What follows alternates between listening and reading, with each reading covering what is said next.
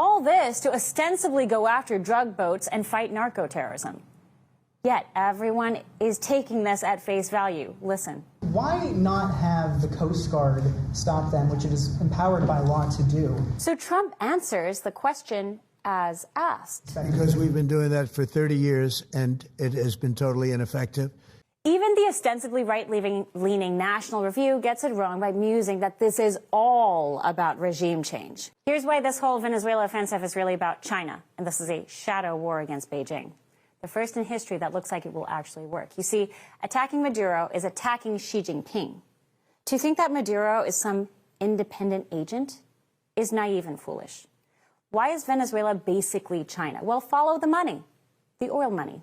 Again, remember what I said yesterday about why China is likely the biggest force behind the Gaza war and promoting Palestine and Hamas protests around the globe?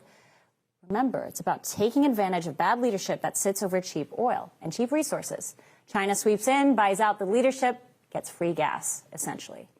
Venezuela is the poster boy of this predatory China oil game. Beijing is Venezuela's largest creditor by far. Venezuela is over $60 billion in debt to Beijing since 2007. It pays Beijing back in, you guessed it, oil. Venezuela is economically paralyzed by sanctions. The only country supporting Venezuela meaningfully is Beijing because they're the primary buyers.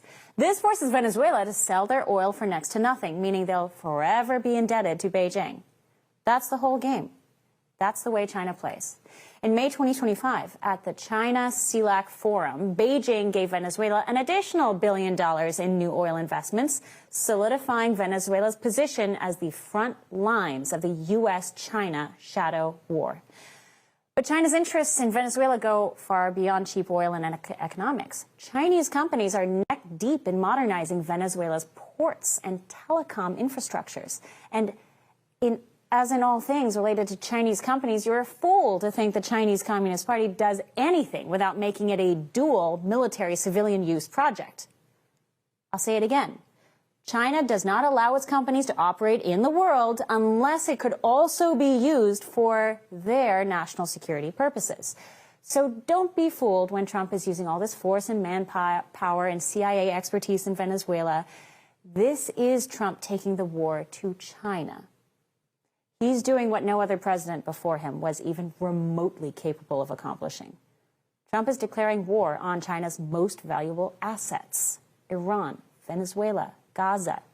What do these tin pot dictatorships have in common?